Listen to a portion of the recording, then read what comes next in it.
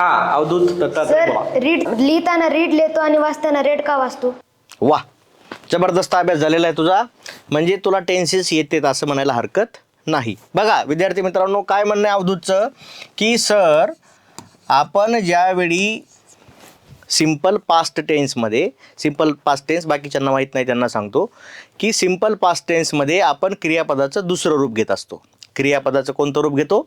दुसरं रूप. दुसरं रूप म्हणजे कसं, तर राईट असेल क्रियापद, तर ज्यावेळी आपण सिम्पल पास्ट टेन्स घेतो त्यावेळी त्याचं काय होत असतं?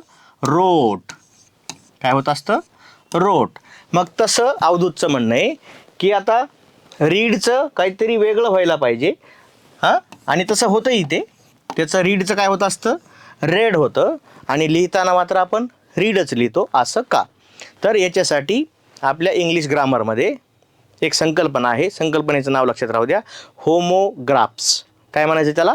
होमोग्राफ्स. म्हणजे काय, तर स्पेलिंग सारखी आणि उच्चार वेगळा, त्याला काय म्हणतो आपण? होमोग्राफ्स. आलं का लक्षात?